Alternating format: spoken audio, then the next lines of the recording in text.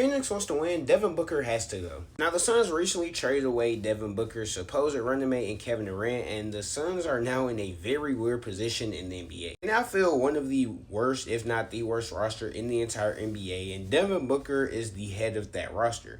And I think, honestly, if the Suns want a legitimate chance of success, and if Devin Booker wants a legitimate chance at winning the title, it might be time for the two to part ways. Now, I am not somebody who is all for players leaving as soon as it gets wrong. I mean, I would love for Devin Booker to be able to stay in Phoenix to be able to eventually build a team around Devin Booker for him to be successful.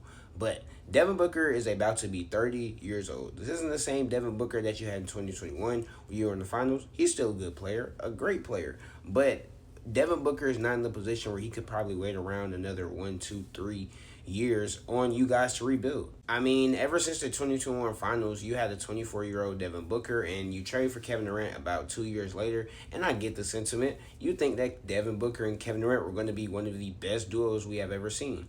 And you might have been right had you not traded for Bradley Beal. That Bradley Beal trade set the Suns back a crazy amount of years, and now they're playing catch-up. And I think, honestly, it's time to look to see where Devin Booker can go. Now, if Devin Booker wants to stay in Phoenix and thug it out with Jalen Green and Dillon Brooks and whoever they pick with that 10th overall pick, then I'm all for it. Who knows? The Suns may be able to turn it around quicker than we know. They did just get a new head coach. They got a new GM. And it looks like Matt Ishmael might be laying off a little bit. So there is some upside for the Suns there.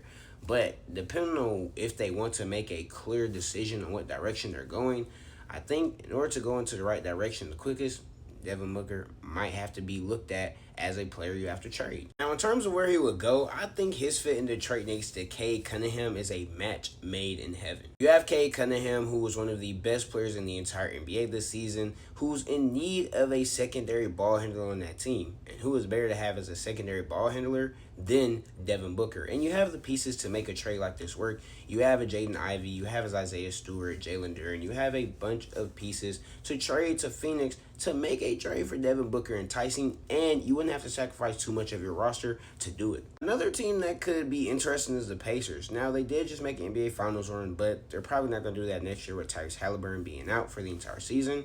So a trade for Devin Booker when Tyrese comes back, in the backcourt of Tyrese and Devin, that's pretty intriguing if I'm an NBA fan. Now, Devin Booker has said he wants to stay in Phoenix and maintain going to be around him. So as of right now, it's just free Devin Booker.